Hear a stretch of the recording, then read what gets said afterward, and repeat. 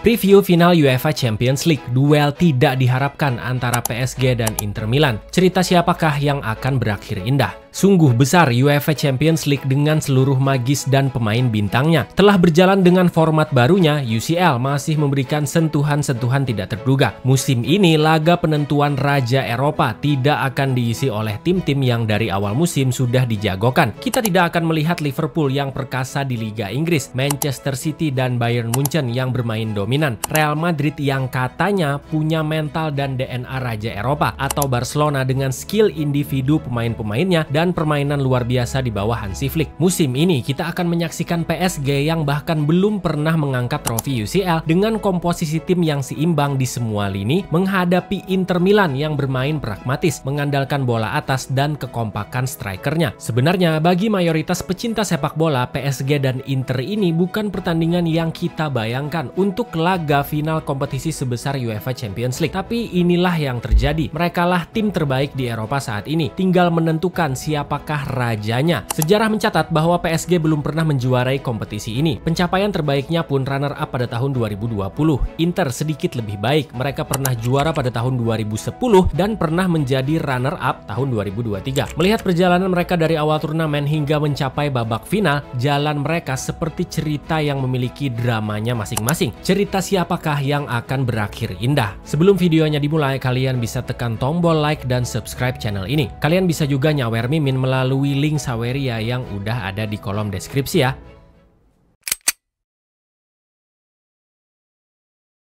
Chapter 1, PSG dan Inter diuntungkan format baru kompetisi. Benarkah demikian? Ada perubahan format pada kompetisi UEFA Champions League musim ini. Format baru ini menggantikan fase grup dengan fase liga yang melibatkan 36 tim, di mana setiap tim memainkan 8 pertandingan, 4 kandang dan 4 tandang, melawan musuh yang berbeda. 36 tim itu tergabung dalam satu klasemen besar. Setelah semuanya bertanding, 8 tim teratas langsung lolos ke babak 16 besar. Tim peringkat 9 sampai 24 ke playoff dan peringkat 25 sampai 36 langsung tersingkir. Nggak gugur ke Liga Malam Jumat atau ke Liga Melon, pokoknya langsung tersingkir aja. Mulai dari babak playoff hingga semifinal, pertandingan tetap dimainkan dengan 2 leg, sama seperti sebelumnya. Terdapat berbagai kelebihan dengan format baru ini. Dari sudut pandang penggemar, format ini memberikan jumlah tontonan yang lebih banyak tentunya. Dari sudut pandang UEFA, tentu lebih banyak mendapatkan uang. Dari sudut pandang tim yang lebih kecil, bertemu dengan klub yang lebih besar akan meningkatkan pendapatan penjualan tiket mereka, dan masih banyak lagi keuntungan lainnya. Namun dari sudut pandang klub besar, khususnya yang memiliki kualitas pemain pelapis yang jauh dari kualitas pemain-pemain intinya, format baru ini menyiksa mereka. Mereka memainkan pertandingan yang lebih banyak, menyesuaikan jadwal dengan kompetisi domestik dan keteteran, serta bingung harus memainkan siapa aja. Belum lagi jika dari 8 laga yang mereka mainkan, mayoritas lawan itu lebih berat. Real Madrid, Bayern Munchen, Borussia Dortmund, Juventus, Manchester City dan sang finalis PSG pun menjadi korban format baru ini. Mereka tidak sanggup finish di posisi 8 besar dan harus melalui babak playoff terlebih dahulu. Untungnya sistem playoff menyelamatkan mereka, khususnya PSG. Sementara Inter yang memiliki skuad lebih merata meskipun didominasi pemain senior, mereka tetap kolektif dan duduk manis di posisi 4, lolos otomatis artinya. Ini menunjukkan bahwa PSG cenderung diuntungkan format ini karena kesempatan bangkit melalui playoff, meskipun harus mengatasi inkonsistensi dan jadwal padat. Sementara untuk Inter sangat diuntungkan, terutama karena pertahanan kokoh dan langsung lolos ke babak 16 besar. Tetapi perlu meningkatkan produktivitas serangan untuk memaksimalkan potensi mereka.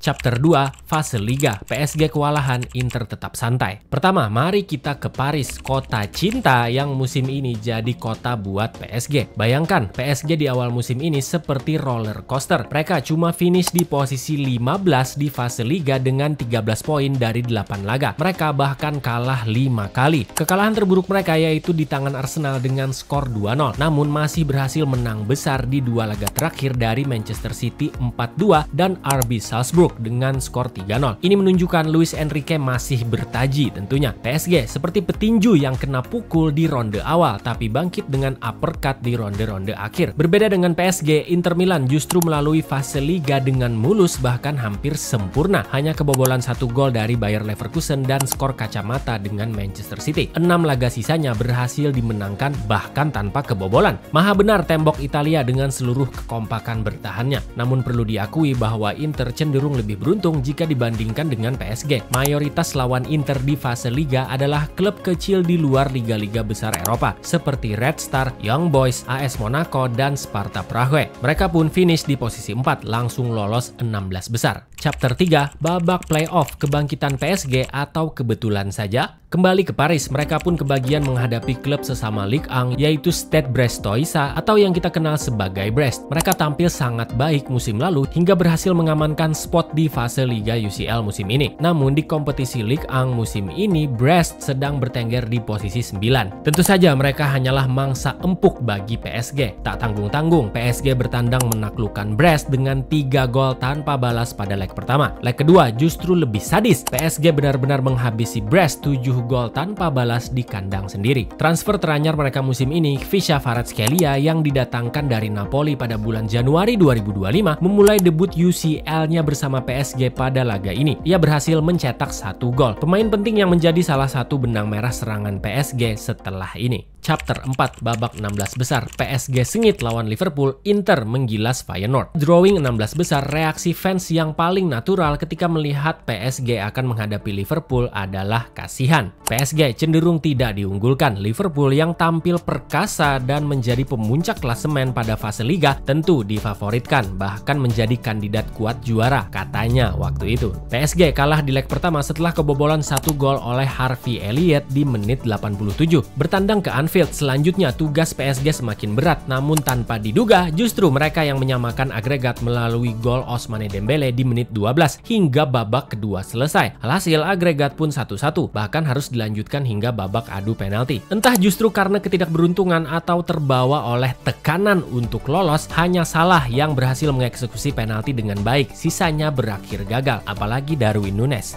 PSG berhasil mengeksekusi seluruh penaltinya dengan baik, sehingga mereka pun berhasil menumbangkan Liverpool dan lolos ke babak 8 besar. Berbeda dengan PSG, Inter justru kembali mendapatkan lawan yang cukup mudah. Mereka menghadapi Feyenoord, bermain sabar dan kekompakan di lini depan. Mereka berhasil mencuri 2 gol di kandang Feyenoord dan lagi-lagi tanpa kebobolan. Pulang ke Giuseppe Meazza, mereka berhasil menambah 2 gol lagi meski harus kebobolan 1 gol. Agregat 4-1 membawa Inter menuju babak 8 besar. Chapter 5, babak 8 besar, lawan semakin berat, hampir aja terkena comeback. Babak 8 besar adalah babak di mana sang jagoan mulai saling berperang dan awal drama-drama epik di sepak bola dimulai. PSG harus menghadapi Aston Villa yang tampil sebagai kuda hitam di fase Liga. Aston Villa finish di posisi 8 Liga sebenarnya, sehingga mereka memang benar-benar layak untuk langsung lolos ke 16 besar. Berbeda dengan PSG yang masih harus playoff dulu. Inter sendiri akhirnya menghadapi tantangan tersulitnya. Mereka harus menghadapi Bayern Munchen yang terbaik di Jerman. Berkali-kali lolos ke semifinal dan telah mengalahkan PSG di final pada tahun 2020 tentunya. Tapi lagi-lagi pengalaman kembali berbicara. PSG dengan berbekal mentalitas dan skuad yang lebih siap berhasil menghabisi Aston Villa pada leg pertama dengan skor 3-1 di kandang. Aston Villa unggul terlebih dahulu melalui gol Morgan Rogers di menit 35. PSG berhasil comeback dengan gol Doué di menit 39, Kvaratskhelia di menit 49 dan Nuno Mendes pada injury time babak kedua juga ikut mencatatkan namanya di papan skor. Pada leg kedua, Aston Villa yang tertinggal bekerja keras untuk membalikan kedudukan di kandang. Sayangnya PSG justru kembali mendominasi di awal pertandingan. Mereka langsung mencetak gol melalui Hakimi di menit 11 dan Nuno Mendes di menit 27. PSG pun sementara memimpin dengan agregat 5-1. Namun Aston Villa sebagai kuda hitam tidak ingin menyerah begitu saja. Mereka berhasil mencetak 3 gol tambahan sehingga mereka sedikit lagi membalikkan kedudukan. Agregat pun berakhir dengan skor 4-5, memastikan PSG lolos ke semifinal. Di sisi lain, kali ini perjuangan Inter lebih berdarah-darah dibanding sebelumnya. Mereka harus menghadapi Bayern Munchen yang notabene lebih unggul secara kualitas skuad dan pengalaman. Namun kembali kita dipertontonkan Simone Inzaghi masterclass. Datang bertandang ke Allianz Arena dengan bekal bermain pragmatis, menjaga kekompakan dan serangan balik super efektif. Inter justru berhasil mencuri gol pertama melalui skema serangan balik. Backheel pass dari Marcus Thuram diselesaikan dengan gol kaki luar indah dari Lautaro Martinez di menit 38. Bayern Munchen menunggu hingga menit 85 untuk menyamakan kedudukan melalui Thomas Muller. Kedudukan imbang hanya bertahan sebentar saja. 2 menit setelahnya Inter kembali unggul melalui melalui skema serangan balik mirip dengan gol pertama. Kali ini diselesaikan dengan baik oleh Davide Fratesi yang masuk dari bangku cadangan. Skor 1-2 bertahan untuk keunggulan Inter di leg pertama, bekal yang sangat baik untuk leg kedua. Bermain di kandang sendiri, mereka justru kebobolan terlebih dahulu oleh gol Harry Kane di menit 52. Namun mereka kembali responsif terhadap gol cepat tersebut. Mereka kembali mencetak 2 gol melalui Lautaro Martinez di menit 58 dan Benjamin Pavard di menit 61. Munchen pun menyamakan kedudukan menjadi 2-2 melalui gol Eric Dier. Namun agregat tetap berpihak pada Inter. Mereka menang dengan keunggulan 4-3 sehingga lolos ke semifinal. Chapter 6, babak semifinal, pertandingan terseru di era modern. 4 tim yang tersisa, PSG yang akan menghadapi Arsenal serta Inter yang akan menghadapi Barcelona. Tim-tim dengan kualitas luar biasa tapi juga dengan narasi berbeda. Arsenal dan PSG belum pernah juara UCL, sementara Inter dan Barcelona punya sejarah panjang dengan trofi ini. Di leg pertama, Arsenal yang tampil di depan pendukung sendiri langsung mendapat tekanan dari PSG. Baru 4 menit pertandingan berjalan, Ousmane Dembele membuka skor untuk PSG. Gol ini berawal dari pergerakan brilian Kvaratskhelia lagi dari sisi kiri yang kemudian mengirim umpan ke Dembele. Dengan sekali sentuhan, Dembele melepaskan tembakan keras yang mengenai tiang sebelum masuk ke gawang David Raya. Gol ini jadi pukulan telak bagi Arsenal yang tampak kewalahan dengan kecepatan dan pressing PSG di 20 menit awal. Gianluigi Donnarumma juga tampil gemilang membuat beberapa penyelamatan krusial. Skor 1-0 untuk PSG bertahan hingga peluit akhir. Pindah ke leg kedua di Paris, Arsenal tampil agresif sejak menit awal. Tahu mereka harus mengejar defisit 1 gol. Namun PSG yang bermain di depan publik sendiri tampil lebih tenang. Di menit 27, Fabian Ruiz mencetak gol spektakuler. Gol ini membuat agregat menjadi 2-0 untuk PSG. Arsenal mendapat harapan saat David Raya menyelamatkan penalti Vitinha di menit 69. Namun hanya 3 menit berselang, Achraf Hakimi mencetak gol kedua PSG setelah melakukan kombinasi apik dengan Dembele. Arsenal tak menyerah. Di menit ke-76, Bukayo Saka memperkecil kedudukan menjadi 2-1 setelah memanfaatkan kesalahan Marquinhos. Skor akhir 2-1 untuk PSG dan mereka melaju ke final dengan agregat 3-1. Kita pindah ke Inter versus Barcelona di semifinal ini. Pertandingan di kandang Barca benar-benar menjadi salah satu laga terbaik musim ini. Temponya benar-benar intens. Inter unggul lebih dulu lewat gol cepat di babak pertama ketika laga baru menyentuh menit pertama melalui Marcus Thuram dan bahkan menggandakan keunggulan melalui gol cantik Denzel Dumfries di menit 21.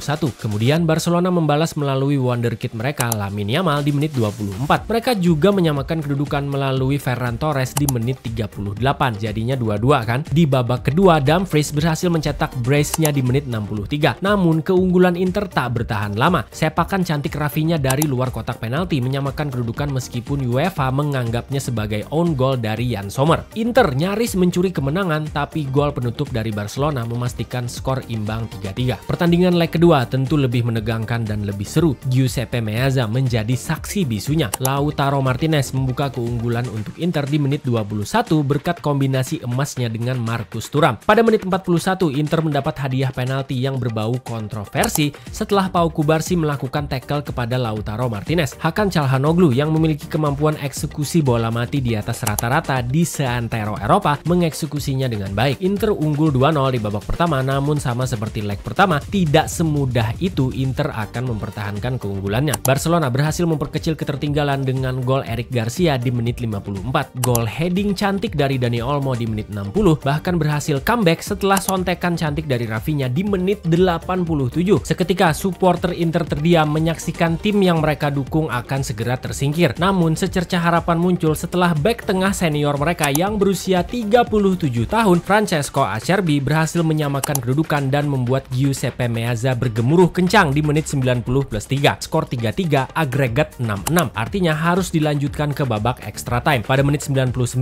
nasib berbalik memihak Inter. Gol Davide Fratesi yang sebelumnya menjadi pahlawan ketika menghadapi Bayern Munchen lagi-lagi menjadi pahlawan Inter menyingkirkan Barcelona. Gol tersebut menjatuhkan mental Barcelona dan memastikan Inter melaju ke final. Chapter 7, final UEFA Champions League. Dari tidak diunggulkan menjadi sangat pantas hingga berbagai teori cocok loginya. Dengan hasil ini, PSG akan menghadapi Inter Milan di final UCL 2024-2025 pada 31 Mei 2025 di Allianz Arena, kota Munich. Ini akan menjadi pertemuan kompetitif pertama antar kedua tim dan menjanjikan duel taktik menarik antara Luis Enrique dan Simone Inzaghi. PSG dengan gaya menyerang mereka yang eksplosif akan menghadapi Inter yang dikenal dengan organisasi pertahanan dan serangan balik mematikan. Menariknya, ketika babak semifinal kemarin, mereka diperkirakan oleh Opta sebagai tim yang probabilitasnya terkecil ya untuk mencapai final. Arsenal jadi favorit waktu itu dengan peluang 31,3% untuk juara loh. Diikuti Barcelona 27,4%, PSG 22% dan Inter hanya 19%. PSG menunjukkan kedewasaan taktikal di bawah Luis Enrique. Trio lini tengah Vitinha, Joao Neves dan Fabian Ruiz mendominasi, sementara Dembele dan Kvaratskhelia jadi ancaman konstan. Donnarumma juga masih memiliki kualitas yang sangat mumpuni. Inter Milan di bawah Simone Inzaghi menunjukkan keseimbangan antara pertahanan kokoh dan serangan efektif. Mereka bermain kolektif sehingga gol dapat datang dari siapa saja. Lini belakang mereka dikomandani oleh Alessandro Bastoni, tengah oleh Hakan Çalhanoğlu, dan lini depan mengandalkan kombinasi emas antara Lautaro Martinez dan Marcus Thuram tentunya. Sebuah komposisi yang cocok untuk menjadi kandidat Raja Eropa terbaru. Bahas soal cocok, sebuah cocoklogi populer terutama di kalangan penggemar Italia menyatakan bahwa momen mundurnya seorang paus atau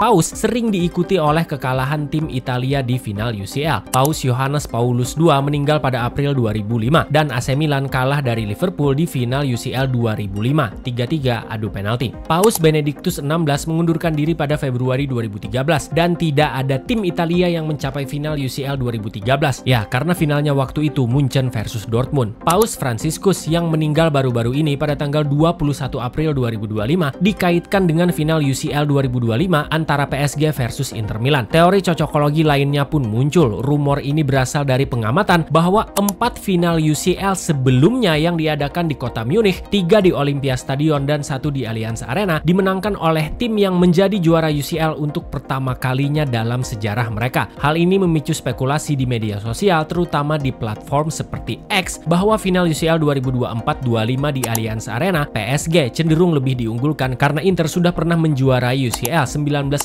1965, dan 2010. Chapter 8, Closing. PSG dan Inter Milan telah berusaha keras untuk mengamankan posisi mereka di babak final. Mereka telah memberikan permainan terbaik dengan sudut pandang taktik masing-masing. Mereka menggulingkan tim-tim yang difavoritkan menjuarai kompetisi ini dan menunjukkan mereka layak. Sebagai fans, sepatutnya kita cukup menikmati pertandingan mereka karena kita akan menyaksikan adu permainan yang ciamik antara keduanya. Kita tidak perlu terlalu terpaku dengan teori cocoklogi karena sejatinya dalam kompetisi yang menang berarti yang terbaik. Gimana nih menurut teman-teman semua? Kira-kira siapa yang akan jadi juara, PSG atau Inter Milan? Coba kalian komen di kolom komentar. Terima kasih yang udah menyaksikan sampai akhir video ya. Sampai ketemu lagi di video panjang selanjutnya. Thank you.